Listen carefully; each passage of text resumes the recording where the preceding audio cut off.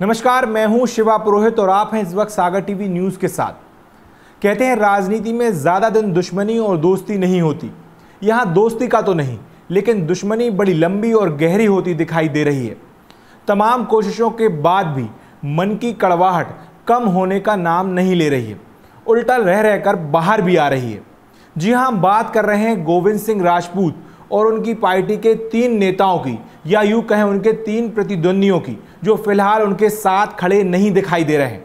ये तीनों नेता हैं पारुल साहू, राजेंद्र सिंह मोकलपुर और सुधीर यादव। गोविंद सिंह राजपूत जब कांग्रेस में थे तब इन तीनों नेताओं को वो और ये तीनों नेता उनको फूटी आंखों नहीं भाते थे। तीनों की गोविंद सिंह राजपूत से तकरार खुलकर थी, लेकिन गोविंद सिंह राजपूत के बीजेपी में आने के बाद से ये तकरार पार्टी के अनुशासन के नाम पर दब गई। लेकिन क्या खत्म हुई, ये सवाल अभी बना हुआ है। आज हम बात करेंगे कि आखिर क्यों पारुल साहू, सुधीर यादव और राजेंद्र सिंह मोकलपुर गोविंद सिंह राजपूत के बीजेपी में आने के बाद से नाखुश हैं, क्यों उन्हें स्वीकार नहीं पा रहे हैं। इसके अलावा बात करेंगे कि इन तीनों नेताओं के पास वो कौन से विकल्प हैं जो इनके लिए अवसर बन सकते हैं, और अगर अवसर का इन्होंने फायदा उठाया तो भविष्य में इन्हें क्या नफा नुकसान होगा, इस पर भी हम आज खास चर्चा करेंगे। बीजेपी और कांग्रेस के बीच चल रही तकरार दिन ब दिन गहरी होती जा रही है। उपचुनाव में दोनों की जीत और हार रोज बनते बिगड़ते समीकरणों पर टिकी हुई है। जहां बीजेपी अपने नए शामिल हुए साथियों और पुराने पार्टी के कार्यकर्ताओं के बीच सामंजस्य बिठाने में लगी है, वहीं बीजेपी से नाराज कार्यकर्ताओं की लिस्ट दिन ब दिन बढ़ती जा रही है। इन नेताओं में प्रथम पंक्ति के स्थानीय नेताओं को मनाना और समझाना बड़ा मुश्किल साबित हो रहा है। सागर जिले की सुर्खी विधानसभा का भी यही हाल है। साल 2008, 2013 और 2018 में सुर्खी विधानसभा से बीजेपी का चेहरा रहे तीनों नेता गोविंद सिंह राजपूत के बीजेपी में आने के बाद से उखड़े उखड़े लग रहे हैं। ये तीनों नेता हैं साल 2008 में गोविंद सिंह राजपूत के खिलाफ मैदान में उतरे राजेंद्र सिंह मोकलपुर, 2013 में पारुल साहू और 2018 में सुधीर यादव। हालांकि किसी को पार्टी ने तो किसी को खुद गोविंद सिंह राजपूत ने मनाने की कोशिश की है, लेकिन वो माने या नहीं, इसका समय समय पर वो संकेत देते रहते हैं। अच्छा, बात मान मनोवल की हो रही है तो आपको बताने की कोशिश करते हैं कि आखिर ये तीनों नेता मान क्यों नहीं रहे। इनकी नाराजगी तमाम कोशिशों के बाद भी कम क्यों नहीं हो रही है। सबसे पहले बात साल 2018 में गोविंद सिंह राजपूत के खिलाफ बीजेपी के प्रत्याशी रहे सुधीर यादव की। जैसा कि सभी जानते हैं कि सुर्खी विधानसभा से 2 बार उनके पिता लक्ष्मी नारायण यादव की विधायकी रही और इसी कारण उन्हें गोविंद सिंह राजपूत के खिलाफ मैदान में उतारा गया। हालांकि उनकी वहां से कोई ठोस तैयारी नहीं थी। ऐन वक्त पर पार्टी ने यह निर्णय लिया और वो चुनावी अखाड़े में कूद गए। उन्हें यहाँ गोविंद सिंह राजपूत के हाथों करारी हार मिली। यहाँ तक तो राजनीति में सब होता रहता है। तो क्या सुधीर यादव अपनी इस हार के कारण गोविंद सिंह राजपूत से नाराज हैं और वो मानने तैयार नहीं है, या फिर उन्हें लग रहा है कि उनकी राजनीतिक जमीन पर गोविंद सिंह राजपूत के कारण वो कभी अपना हक नहीं जता पाएंगे। दरअसल सुधीर यादव हो सकता है चुनाव में मिली हार को भुला भी दें, लेकिन एक और कारण है जो गोविंद सिंह राजपूत को वो स्वीकार नहीं कर पा रहे हैं। आइए अब इस पर चर्चा करते हैं, वो भी हम बताए देते हैं।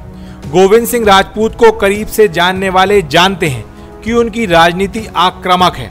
वो अपने प्रतिद्वंदियों को या दुश्मनों को मौका मिलने पर सबक सिखाने से पीछे नहीं हटते। ऐसा ही कुछ हुआ साल 2018 के विधानसभा चुनाव में। सुधीर यादव ने कम वक्त में जितनी ताकत झोंक सकते थे उन्होंने वहां झोंकी। 28 नवंबर 2018 को मतदान वाले दिन जब वो मतदान केंद्रों पर जा रहे थे तब उनके साथ एक घटना हुई। एक शख्स ने हरिजन थाने में उनके खिलाफ जातिगत अपमान और मारपीट की शिकायत दर्ज कराई। बाद में इस मामले में उन पर हरिजन एक्ट और मारपीट का मामला भी दर्ज हुआ। इसके बाद बीजेपी की सरकार सत्ता से चली गई और इस मामले में सुधीर यादव को जेल जाना पड़ा। उधर क्योंकि सत्ता में कांग्रेस आ गई थी और गोविंद सिंह राजपूत पावर में थे तो सभी ने इसे राजनीतिक द्वेष करार दिया। खुद सुधीर यादव इस पूरे मामले में गोविंद सिंह राजपूत की भूमिका होना बताते थे और ये सबसे बड़ी वजह है कि दिल से वो गोविंद सिंह राजपूत को स्वीकार नहीं कर पा रहे हैं हालांकि गोविंद सिंह राजपूत बीजेपी में आने के बाद मंत्री बनते ही प्रमुख नेताओं से जब मिलने पहुंचे तो वो सुधीर यादव और उनके पिता लक्ष्मी नारायण यादव से उनके मिलने उनके घर पहुंचे थे। बाद में बीजेपी के नेताओं ने भी इन दोनों से बारी बारी मुलाकात की। लेकिन सवाल है कि क्या इतना काफी है? इसका जवाब आने वाले दिनों में मिल ही जाएगा। लेकिन अब बात करते हैं साल 2013 में गोविंद सिंह राजपूत को शिकस्त देने वाली पारुल साहू की, कि आखिर वो क्यों गोविंद सिंह राजपूत से नाराज है। अब सवाल उठता है कि पारुल साहू गोविंद सिंह राजपूत को आखिर क्यों स्वीकार नहीं कर पा रही हैं। उन्होंने साल 2013 में गोविंद सिंह राजपूत को चुनाव हराया था। इसके बाद साल 2018 का चुनाव वो नहीं लड़ी। फिर क्यों गोविंद सिंह राजपूत को वो फूटी आंखों देखना पसंद नहीं करती? तो इसके पीछे की वजह आपको बताएं उससे पहले शायद आपको मालूम होगा कि पारुल साहू एक माउंट क्लाइंबर यानी पर्वतारोही रही हैं। उन्होंने एवरेस्ट की चढ़ाई पूरी कर इतिहास में अपना नाम दर्ज किया है। लेकिन अगर आज आप उनसे पूछें कि आपको एवरेस्ट की चढ़ाई चढ़ने पर, विधायक बनने पर या फिर अपने पिता संतोष साहू की बेटी होने पर सबसे ज्यादा गर्व किस बात पर है, तो निश्चित ही उनका जवाब होगा कि उन्हें अपने पिता संतोष साहू पर और उनकी बेटी होने पर सबसे ज्यादा गर्व है। और इसी से जुड़ी वजह है कि वो गोविंद सिंह राजपूत के साथ चाह कर भी अपने गिले शिकवे दूर नहीं कर पा रही हैं। दरअसल साल 2017 के आखिर में जब साल 2018 के विधानसभा चुनाव की तैयारियां धीरे धीरे शुरू होने लगी थी, तभी सुर्खी विधानसभा में गोविंद सिंह राजपूत ने एक पब्लिक मीटिंग में पारुल साहू का मजाक उड़ाया था। उन्होंने पारुल साहू के पिता संतोष साहू के शराब के व्यापार की आड़ लेकर उन्हें दारू वाली विधायक बोला था। साथ ही आगे बयानबाजी भी की। इसके बाद जब उनका वीडियो वायरल हुआ तो पारुल बहुत आहत हुई। उन्होंने दिल्ली तक ये आवाज उठाई और इसे महिलाओं का अपमान भी बताया।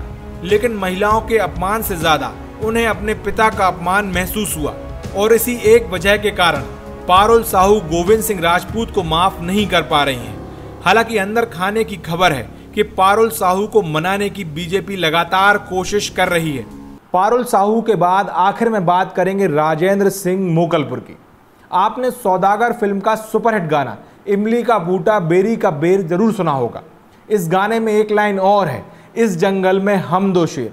लेकिन राजनीति में एक वक्त में एक ही शेर होता है और राजेंद्र सिंह मोकलपुर और गोविंद सिंह राजपूत के मामले में ऐसा ही कुछ हुआ। सौदागर फिल्म और राजेंद्र सिंह मोकलपुर और गोविंद सिंह राजपूत की असल जिंदगी में ये लाइन उल्टी साबित हो गई। सच्चाई ये है कि राजनीति के इस जंगल में एक ही शेर हो सकता है और ऐसा हुआ सुर्खी विधानसभा में। यहाँ कांग्रेस के इन दो नेताओं को जल्द ही एहसास हो गया, एक पार्टी में यहाँ एक ही शेर रहेगा। बस फिर क्या था, दोनों शेरों की दोस्ती दुश्मनी में बदल गई और राजेंद्र सिंह मोकलपुर कांग्रेस छोड़कर बीजेपी में आ गए। ये वो वक्त था जब सुर्खी में बीजेपी के शेर कहे जाने वाले भूपेंद्र सिंह खुरई की तरफ कूच कर चुके थे और जंगल खाली था। मौका सही था और राजेंद्र सिंह मोकलपुर ने पार्टी बदलते ही साल 2008 में गोविंद सिंह राजपूत के खिलाफ बीजेपी के टिकट पर चुनाव लड़ा, लेकिन उन्हें हार का सामना करना पड़ा। यहां भी सवाल है, क्या गोविंद सिंह राजपूत के हाथों मिली हार या उनके कारण पार्टी बदलने मजबूर होने के चलते राजेंद्र सिंह मोकलपुर गोविंद सिंह राजपूत के साथ हुई कड़वाहट भूल नहीं पा रहे हैं? ये तो कारण हैं ही। इसके अलावा राजेंद्र सिंह मोकलपुर के साल 2008 में चुनाव लड़ने के दौरान चुनावी रंजिश भी हुई। सुर्खी विधानसभा का चुनाव अति संवेदनशील चुनावों में था। इस चुनावी रंजिश के चलते एक कांग्रेस के युवा नेता विष्णु यादव की हत्या भी हुई। इस हत्याकांड में राजेंद्र सिंह मोकलपुर के बेटों के नाम भी आए, हालांकि कोर्ट से वो बरी भी हो गए। इन्हीं सब कारणों के चलते राजेंद्र सिंह मोकलपुर और गोविंद सिंह राजपूत के बीच व्यक्तिगत दुश्मनी ज्यादा है। राजेंद्र सिंह मोकलपुर चाहकर भी गोविंद सिंह राजपूत को स्वीकार नहीं कर पा रहे हैं। अब बात करते हैं इन तीनों नेताओं के राजनीतिक भविष्य की, कि आखिर इनके सामने वो कौन से अवसर हैं जो गोविंद सिंह राजपूत के बीजेपी में आने के बाद से सामने आए हैं। बात अगर इन तीनों नेताओं के राजनीतिक भविष्य की करें तो सुधीर यादव एक तरह से अपनी नाराजगी कुछ हद तक भूलकर गोविंद सिंह राजपूत के साथ खड़े दिखाई दे सकते हैं। इस सब से उन्हें गोविंद सिंह राजपूत के साथ अपना खेमा मजबूत करने के अवसर दिखाई दे रहे हैं। आने वाले विधानसभा चुनाव में उन्हें इसका लाभ भी मिल सकता है। सुधीर यादव वैसे भी सुर्खी विधानसभा से चुनाव लड़ने के इच्छुक नहीं थे। उनकी नज़र सागर लोकसभा और दूसरी विधानसभा सीट पर थी, जो उन्हें नहीं मिल पाई। वहीं अगर वो गोविंद सिंह राजपूत का साथ देते हैं तो उन्हें इसमें दिक्कत नहीं होना चाहिए, बल्कि गोविंद सिंह राजपूत का साथ देने के कारण आने वाले दिनों में उनकी राजनीतिक स्थिति मजबूत हो सकती है। वहीं बात करें पारुल साहू की, तो पारुल साहू फिलहाल खामोशी इख्तियार किए हुए हैं। वह खुलकर पार्टी लाइन के खिलाफ नहीं जा रही हैं। हालांकि वो समय समय पर अपना विरोध जरूर जता देती हैं। ऐसी भी खबरें हैं कि उनकी पार्टी के साथ बातचीत चल रही है। अगर सब कुछ ठीक रहा तो आने वाले दिनों में उनके सामने कई सारे अवसर होंगे, जिसमें सागर महापौर पद के लिए महिला उम्मीदवार के तौर पर या किसी राजनीतिक दूसरे पद पर उन्हें एडजस्ट किया जा सकता है। और आखिर में बचते हैं राजेंद्र सिंह मोकलपुर। राजेंद्र सिंह मोकलपुर की चुनावी राजनीति के लिए ये उनके सामने एक आखिरी मौका है। गोविंद सिंह राजपूत के साथ उनकी पटरी नहीं बैठेगी, वो इस बात से पूरी तरह वाकिफ हैं। वहीं गोविंद सिंह राजपूत भी जानते हैं कि राजेंद्र सिंह मोकलपुर एक वो फैक्टर हैं जो उन्हें नुकसान पहुंचा सकते हैं। लेकिन यहाँ सवाल ये उठता है कि क्या राजेंद्र सिंह मोकलपुर गोविंद सिंह राजपूत के खिलाफ जाएंगे, भाजपा से बगावत करेंगे?